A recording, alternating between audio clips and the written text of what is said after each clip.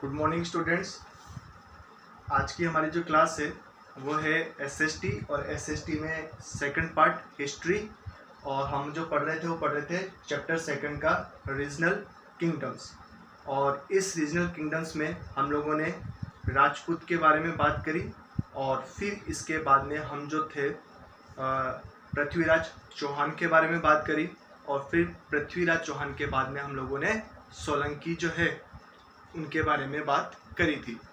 और आज हम पढ़ेंगे Solankis of Gujarat, Parmars of Malwa, Chandela of Bundelkhand, the Palas, और फिर गुजर्स और प्रतिहार के बारे में कि इन राजाओं का जो वंशज जो हैं, ये जो वंशज हैं इनका राज्य कहाँ कहाँ पर था और कौन कौन से जो राजा थे, ठीक है, उन्होंने यहाँ पर शासन किया। अर्थात कौन कौन से इनके जो राजा थे वो काफ़ी प्रसिद्ध रहे और एक महान योद्धा रहे।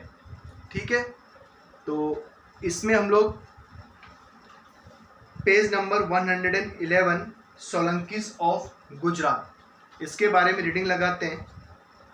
The Solankis were also known as the Chalukya of Gujarat. Siddha Raja was their most powerful ruler.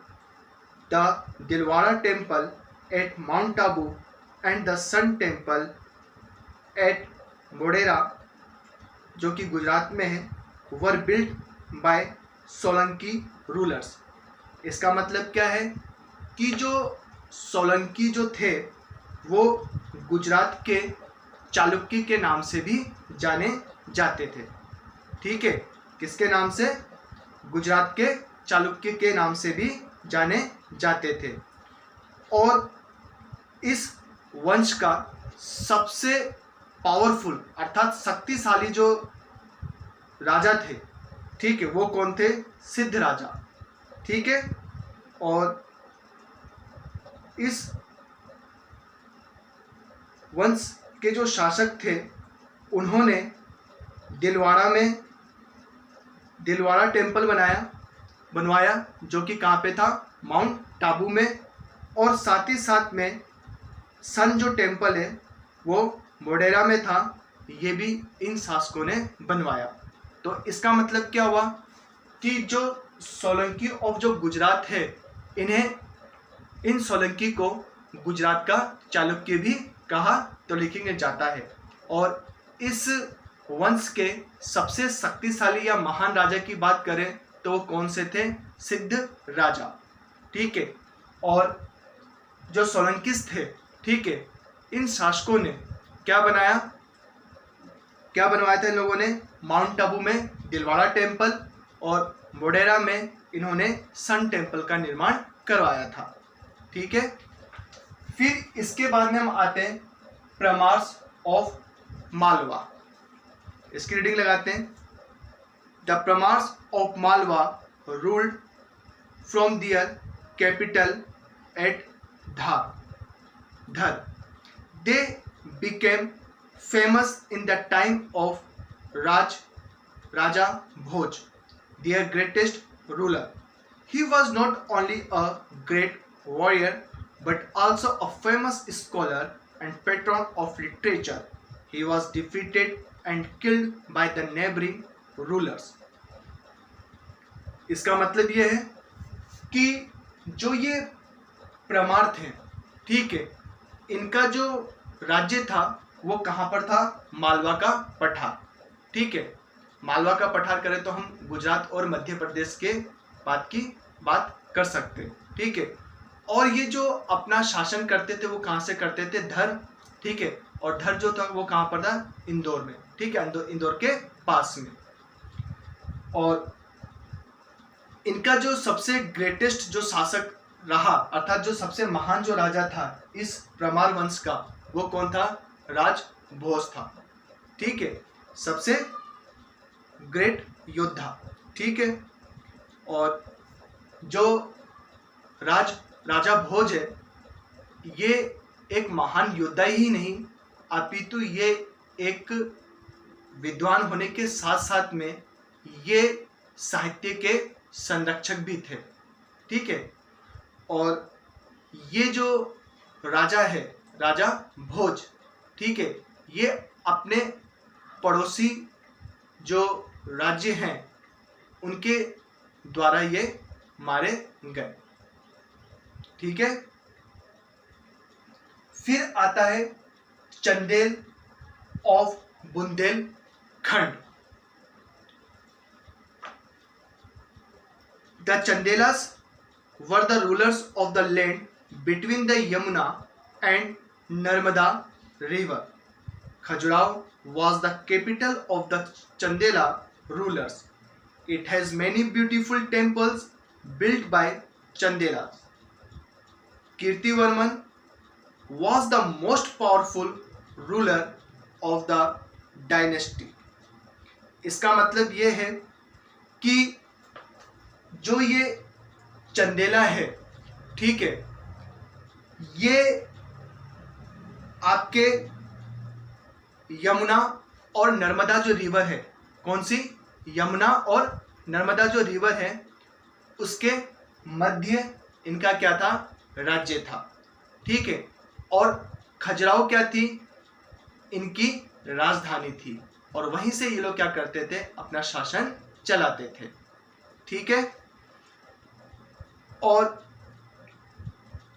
इस वंश का सबसे शक्तिशाली जो राजा थे वो कौन थे, कीर्तिवर्मन, ठीक है। और इन चंदेलाओं ने काफी सुंदर मंदिरों का निर्माण करवाया था। तो बात समझ में आ गई कि जो चंदेला थे वो आपके नर्मदा और यमुना रिवर के मध्य शासन करते थे। खजुराहो इनकी राजधानी थी और कीर्तिवर्मन इस वंश के सबसे पावरफुल अर्थात शक्तिशाली क्या थे, राजा थे। और चंदेलाओं ने बहुत सुंदर सुंदर मंदिरों का निर्माण करवाया था। फिर इसके बाद में हम बात करते हैं द पालास के बारे में। The Palas in Bengal, a period of confusion seems to have prevailed after the death of Harsh. In AD 750, the people elected one Gopala as their ruler. His son Dharmapala founded the Pala dynasty. Between 775 to 810 AD.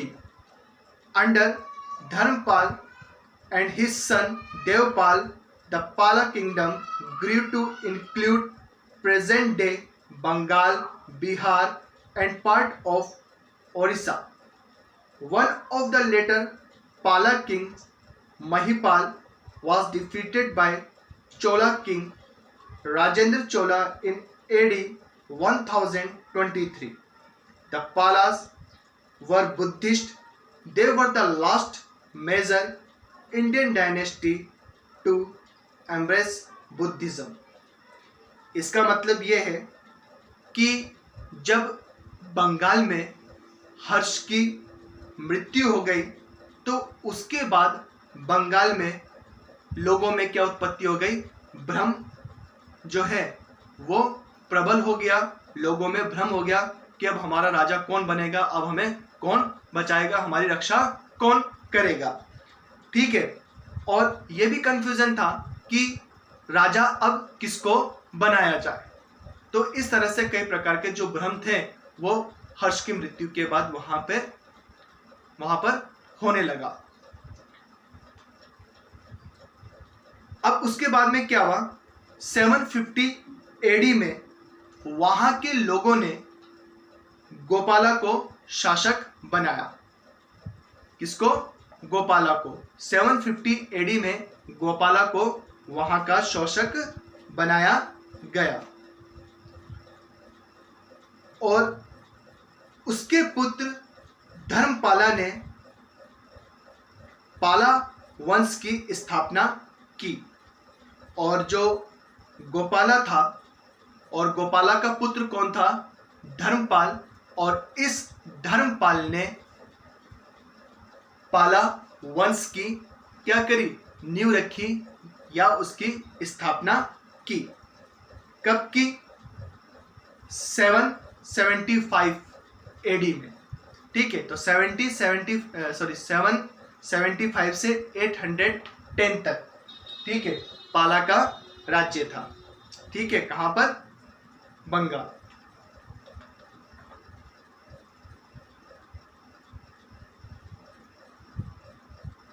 इसके बाद में बंगाल के साथ साथ इनके जो राज्य था वो बिहार और उड़ीसा तक क्या था, विस्तृत था। अर्थात बंगाल में तो था ही इनका, साथ ही साथ में बिहार और उड़ीसा तक भी इन्होंने अपने राज्य का क्या किया, विस्तार किया। तो गोपाला का पुत्र कौन, धर्मपाल, और धर्मपाल ने किसकी स्थापना करी, पाला वंश की स्थापना करी। कब करी, 1775 एडी में करी थी। और इनके जो राज्य का जो विस्तार था वो कहां तक था, बंगाल, बिहार और उड़ीसा तक।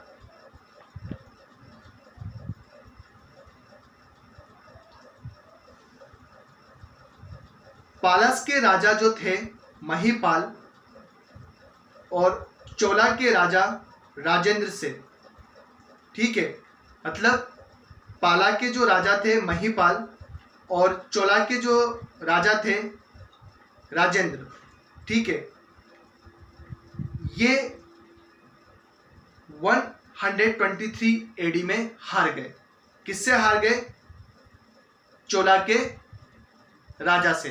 तो चोला के जो राजा थे उस समय कौन थे, राजेंद्र।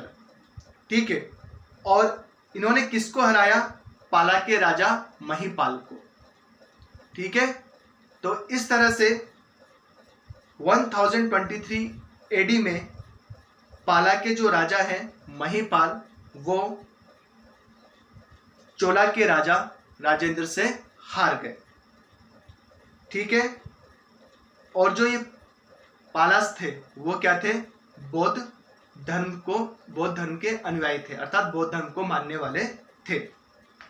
ठीक है, बात समझ में आ गई। एक बार वापस से देख लेते हैं हम द पालास। तो इसका मतलब क्या हुआ कि बंगाल में जब हर्ष की मृत्यु हो गई, तो हर्ष की मृत्यु के बाद क्या हुआ, बंगाल में क्या हो गया, शोक हो गया। ठीक है, अर्थात वहां पे लोगों में भ्रम उत्पन्न होने लग गया कि अब हमारी रक्षा कौन करेगा, अब हमारा राजा कौन होगा, अब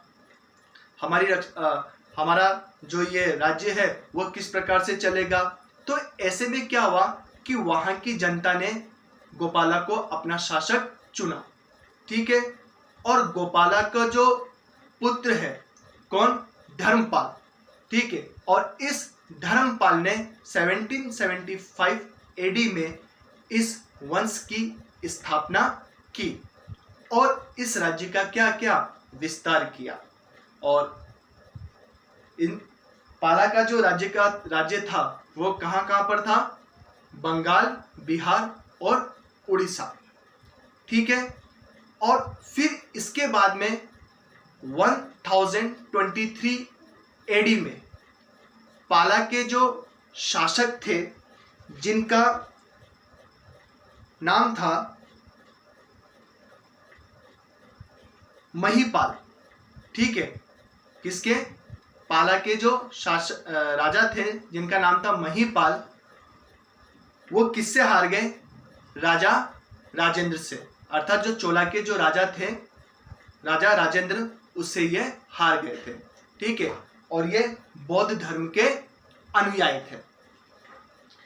फिर इसके बाद में हम पढ़ते हैं पेज नंबर 112। 112 में